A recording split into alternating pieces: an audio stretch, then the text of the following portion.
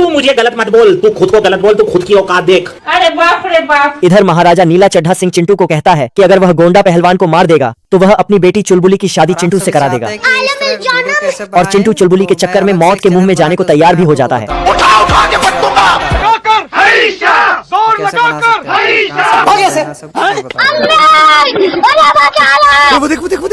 बाबू औरत का चक्कर बाबू भैया, औरत का चक्कर बहुत बेकार होता है। ससुर ये देखो मेरी हालत कमजोर हो गई। मैं चिंटू सोच रहा होता कि मैं पहलवान को कैसे मारूंगा, और तभी वहाँ पर गोंडा पहलवान की एंट्री हो जाती है। अरे बाप रे, आज मैं मर गया भैया। चिंटू नाव में बैठकर समुद्र के रास्ते जाने की कोशिश करता है, मगर पहलवान के कदमों से समुद्र में सुनामी आ जाती है। तेरी बहन ब्याह करवा का। कैदी दूसरे कैदी को ज्ञान देता है, तो ये पुलिस को ठोकने जाता है पर पकड़ा जाता है। ये क्या तमाशा लगा रखा है तूने? और फिर अपना ही नुकसान करा लेता है। सारे कैदी खाना को खा रहे थे, अच्छा तभी भागने का प्लान बनाकर एक दूसरे के कान में कहते हैं, मेरे पास एक मस्त। और कहते कहते तू समझा? पुलिस को ही कह देता है। तभी 2 बज पड़ता है, तो सारे कैदी अपने असली रूप में आ जाते हैं। तोड़ दूंगा। तभी ये पकड़ा जाता है, तो नाटक करने लगता है। आज मैं मर गया भैया। क्यों मर गया? कोई को मत बुलाना, मैं मरी जाऊंगा भगवान। और पुलिस को ही जेल में डाल देता है। इधर एक पुलिस को डांस दिखा रहा था और दिखाते दिखाते फरार हो जाता है। मत जा, रुक जा। और सब भाग जाता है। निकल ले। फिर एक कैदी को चारों तरफ से घेर लेता है और गोलीबाजी करने लगता है। तभी कैदी ऊपर से भागने की सोचता है, पर पुलिस वाले इसको पकड़कर कूट देता है और फिर से जेल में लाके ठूंस देता है। चल निकल ले भाई तू। इधर कलुआ बत्तख आता और खरगोश के बिल में डायनामाइट डालकर भाग जाता। बहुत गर्मी है तेरे में। तो खरगोश अपना बिल बत्तख के पास ले जाता और डायनामाइट उसके पास ही रख देता। भारी मिस्टेक हो गया सर। अब यहाँ बत्तख बंदूक से खरगोश पर गोलियां चलाने लगता। तेरा तो गेम बजाना पड़ेगा। ले बेटा। तो खरगोश बर्फ से अपनी ढाल बना लेता है। खेल खत्म बेटा। बोल जा बब्बा की। इधर खरगोश अपना स्नोमैन बना रहा होता। कमाल का माल है, देख रहे हो? तभी उधर से बत्तख डालूंगा साला। उसके पैरों के निशानों का पीछा करते करते उसके पास जा रहा होता। अब ये कौन है बे? तेरा बाप हुमादा। मगर खरगोश पहले ही भालू के हाथों उसकी फील्डिंग सेट करके रखा होता है। तू तो गया बेटे। इधर खरगोश जाकर पेड़ के ऊपर छुप जाता। अभी बता दे भाई। अब तू गया बेटा। तो बत्तख आकर पेड़ के चारों तरफ आग लगा देता। चलो 1 2 3 आजा आजा। खत्म। ये आदमी खरगोश को अच्छे से नहाने नहीं दिया। क्या करूं? अमेरिका क्या कहता था? तो इसको एक पटाखा जलाकर गिफ्ट में देता है। आजा आजा। तो ये बस खत्म। अरे मैं तो पूरा काला हो गया यार। तभी दिवाली के सारे पटाखे एक ही साथ जलाकर भेज देता है।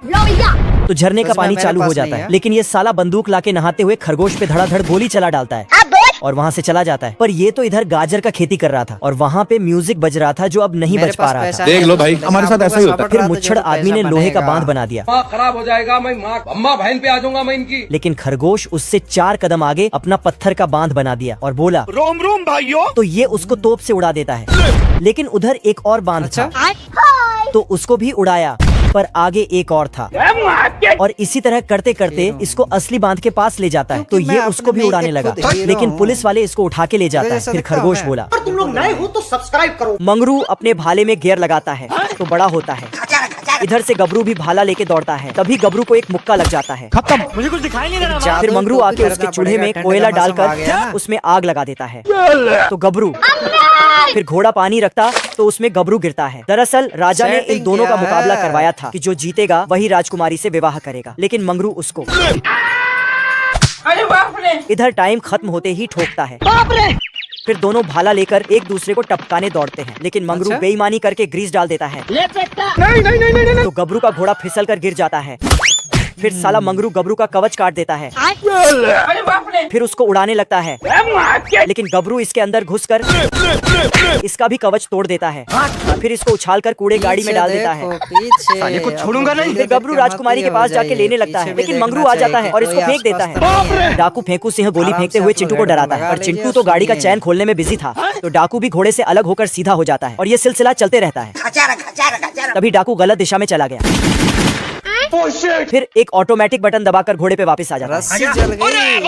तभी फेंकू सिंह पर चिंटू अपना नकली टांग फेंक देता है। खत्म। तो टपक पड़ता है। फिर साला चिंटू को पुल से नीचे टपका देता है।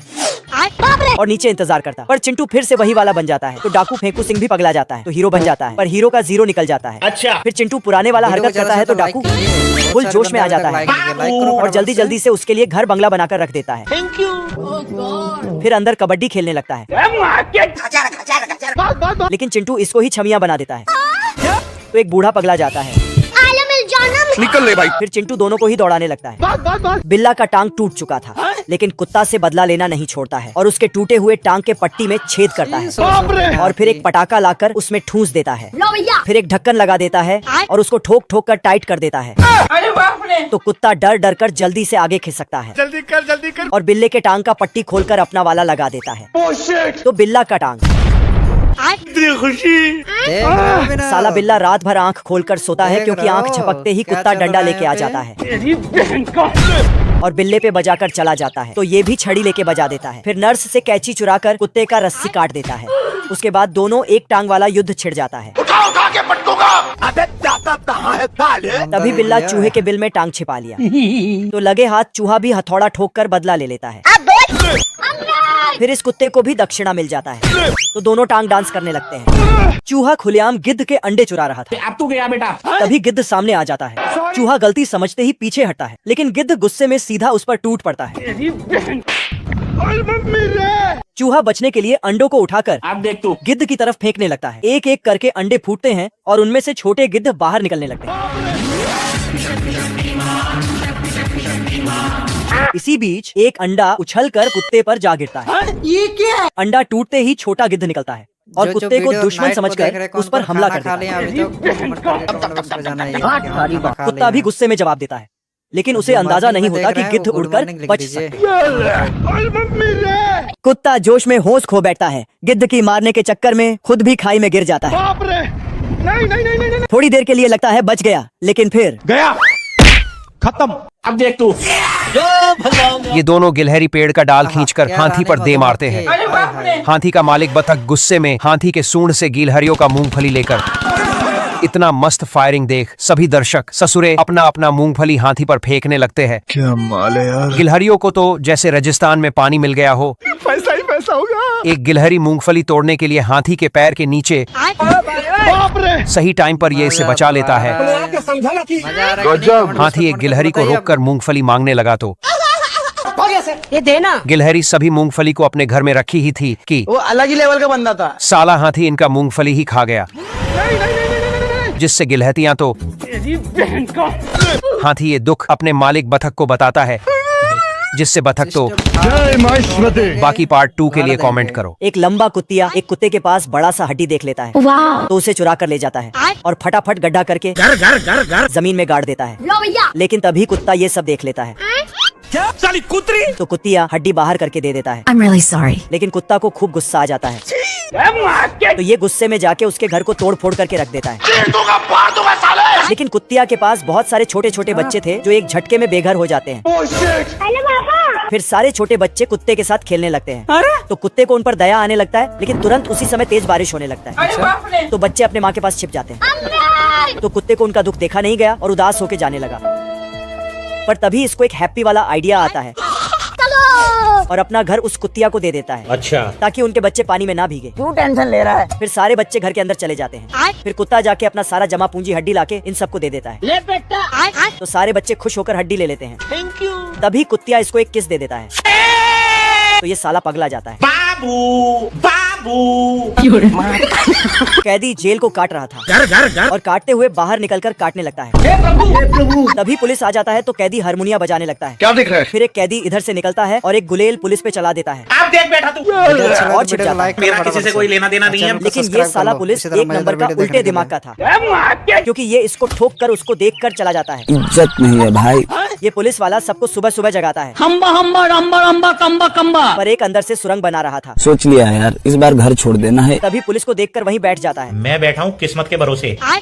पर पुलिस वाले को कुछ समझ में नहीं आया। मेरे को तो ऐसा धक धक हो रहा है। इधर एक कुत्ता एक चिड़िया के साथ जेल में रहते थे। अब देख तू। तो उस चिड़िया को भगाने के लिए खिड़की खोल, एक मिनट रुको, तुम खुद देखो। लेकिन उसमें से इधर कैदी लोग पुलिस के डर से साफ सफाई कर रहे थे। अच्छा। तो पुलिस वहाँ से जाते ही उसको ही साफ कर देता है। ले बेटा। कौन मेरा दुश्मन आया है? और एक बार फिर दूसरे को धो देता है। गबरू लकड़ी को ऐसा तोड़ रहा था कि लकड़ी हवा में पानी की तरह बह रहा था ये सब क्या देखना पड़ रहा है? और बहकर जाके एक जगह अपने आप इकट्ठा हो जाता है। तो चुलबुली बहुत खुश हो जाती है। फिर चुलबुली के खेत में हल चलाता है, लेकिन मंगरू इसको उठाकर फेंक देता है तो गबरू लटक जाता है। इधर मंगरू हल चला रहा था, तभी गबरू बाउंड्री को ही उखाड़कर हल बना देता है रोम रोम भाइयों। और मंगरू से जल्दी खेत जोत देता है। तो चुलबुली इम्प्रेस हो जाती है, लेकिन चुलबुली का एक और काम रह जाता है। अच्छा। तो गबरू करने जाता है, पर मंगरू गाड़ी चलाकर आगे बढ़ जाता है। तो गबरू इंजन से ट्रैक्टर अलग कर देता है, फिर अपने दम पर आगे ले जाता है और भूसे को उछालकर ऊपर वाला छत खोलता है तो उसमें भूसा घुस जाता है। तो चुलबुली को गाड़ी में बैठाकर ले जाने लगता है, लेकिन मंगरू इसको सीढ़ी से उठाकर ऊपर उठा लेता है और सीढ़ी को फाड़ देता है और गबरू को गाड़ी में भर देता है। फिर साला मंगरू चुलबुली को जबरदस्ती लेके फरार हो जाता है। भाई आज ऑमलेट नहीं बनाऊंगा, आज तेल का ऑमलेट बनाऊंगा।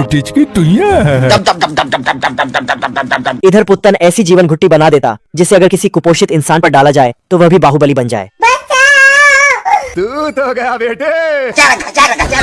पुत्तन पहले इसकी टेस्टिंग मकड़ी के जाले में फंसी मक्खी पर करता, जिस पर जीवन घुट्टी डालते ही वे बाहुबली मक्खी बन जाती। अब तू गया देख, तेरी औकात मैं दिखाता हूँ तुझे। अरे बाप रे बाप, आज मैं मर गया भैया। अबे जाता कहाँ है ताले?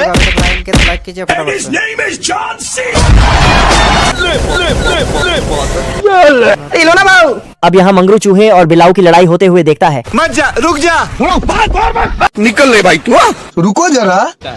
जहाँ बिलाऊ चूहे की हालत पतली कर देता है। मेरे को तो ऐसा धक धक हो रहा है। तब मंगरू अपनी बनाई जीवन घुट्टी चूहे के ऊपर डाल देता और चूहा पागल राजपाल यादव बन जाता। मैं पागल हूँ।